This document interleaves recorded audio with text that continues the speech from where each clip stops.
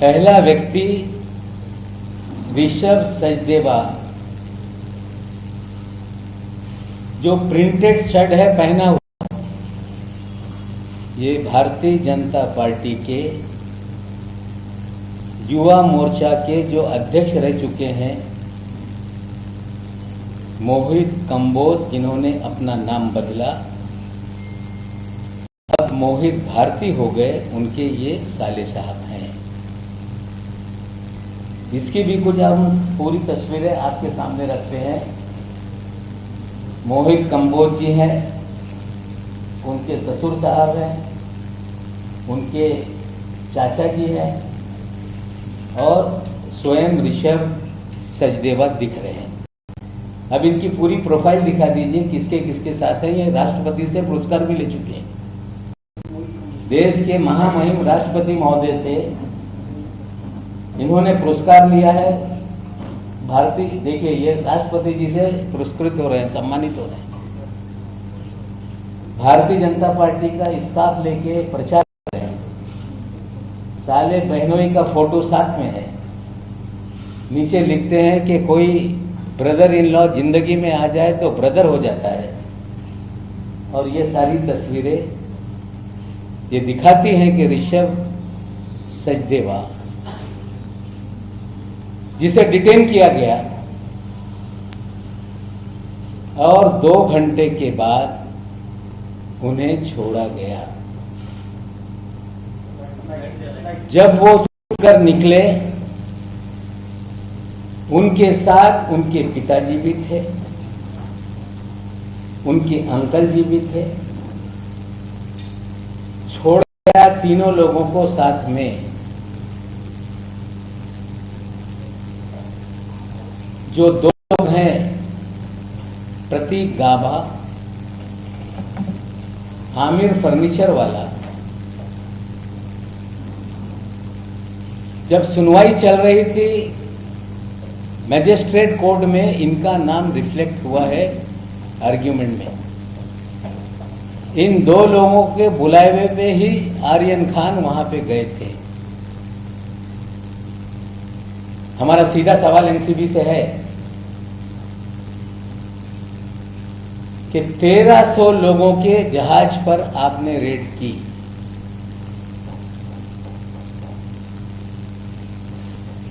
Red आपकी 12 घंटे तक चली। उसमें आपने 11 लोगों को सिलेक्ट करके आपने डिटेन किया। डिटेन करने के बाद आपने इन सभी लोगों को एनसीबी के कार्यालय में पूछताछ के लिए लाया। ये 3 लोगों को छोड़ने के लिए किसने आपको आदेश दिया, इसकी जानकारी एनसीबी को देनी पड़ेगी।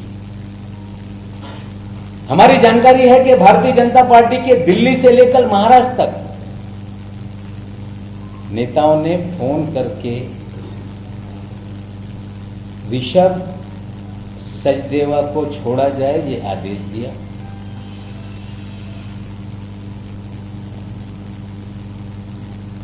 आमिर फर्नीचर वाला को छोड़ा जाए, ये आदेश दिया। प्रतीक गाबा को छोड़ा जाए, ये आदेश दिया गया। एनसीबी बताए, अगर 1300 लोगों में 11 ही लोगों को डिटेन किया गया तो 3 लोगों को क्यों छोड़ा? हम मांग करते हैं कि श्री वानखेड़े इसका खुलासा तात्काल रूप से करें। क्या कारण था कि 1300 लोगों में से इन 3 लोगों को भी लाया गया? और क्या जांच पूरी हो गई कि 3 लोगों को छोड़ दिया गया? पूरी जांच का जो है व्हाट्सएप चैट के ऊपर जांच आगे बढ़ रही है। क्या यह 3 लोगों के फोन लिए, उन्होंने देखा ये सारा जो भी क्रूज का छापेमारी का काम है पूरी तरह से फर्जीवाड़ा है। प्लान किया गया कुछ सेलिब्रिटीज को बुलाने का, प्लान किया गया खबरें बनाने का, और प्लान करके ही लोगों को फंसाया गया है, ये सच्चाई है। वो अपने न्यायालय में निर्दोष हैं कि गुनहगार है सिद्ध करेंगे। आज हमारा इतना ही सवाल है कि ये 3 लोगों के बारे में एनसीबी बताए, लाया क्यों, छोड़ा क्यों, किसके कहने पे छोड़ा गया। और हम तो मुंबई और महाराष्ट्र की पुलिस से भी मांग करेंगे कि इन सभी के कॉल डिटेल निकाले जाएं। समीर वानखेड़े की कॉल डिटेल निकाले जाएं। और जब 3 लोग डिटेन किए गए, जिन्हें छोड़ा गया, उनके परिवार के 2 चाचा और उनके पिताजी कैसे एनसीबी ऑफिस में गए, हमें शंका है कि उनके पिताजी के फोन से समीर वानखेड़े की दिल्ली और महाराष्ट्र के भारतीय जनता पार्टी के नेताओं के बीच में बात हुई है। और निश्चित रूप से कॉल डिटेल सामने आएगी तो सारा पकड़ने से लेके छोड़ने तक का जो भी सच्चाई है लोगों के सामने आएगी। आज इतनी ही जानकारी आपके सामने रख रहे हैं और आशा करते हैं कि एनसीबी इसको लेके खुलासा करेगी। एक चीज और सामने आई है, जो हमने खुलासा किया था इसके पहले प्रेस में, जो केपी गोसावी है, जो कि फराज थाना पुलिस स्टेशन से फरार है, वो 2 जगह पे पंच बना हुआ है विटनेस। एक मुनमुन के केस में, एक आर्यन के केस में, और 2 नामा में उसके 2 एड्रेस अलग अलग लिखे हुए हैं। एक थाना का एड्रेस है, एक नवी मुंबई का एड्रेस है। जब हमारी प्रेस कॉन्फ्रेंस 3 दिन पहले हुई, एनसीबी के लोगों ने कार्यालय के सामने सड़क पे प्रेस कॉन्फ्रेंस की। आप साथियों ने सवाल पूछा तो दिल्ली से आए हुए अधिकारी ने कहा कि प्रेजुडिस स्टेटमेंट दिया जा रहा है।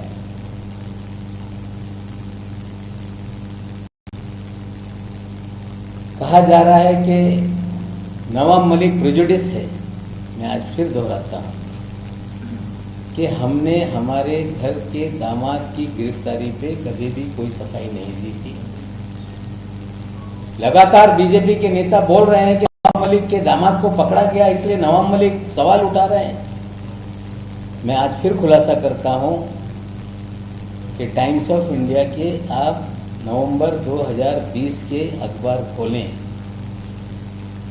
जब जब इस तरह के सेलिब्रिटीज की गिरफ्तारी हुई, मैंने उस वक्त ही कहा था कि ये काम एनसीबी का नहीं है, पब्लिसिटी के लिए काम हो रहा है। उसी समय से लोगों को कहा जा रहा था कि नवाब मलिक को हम ठीक करेंगे। आपने किया है,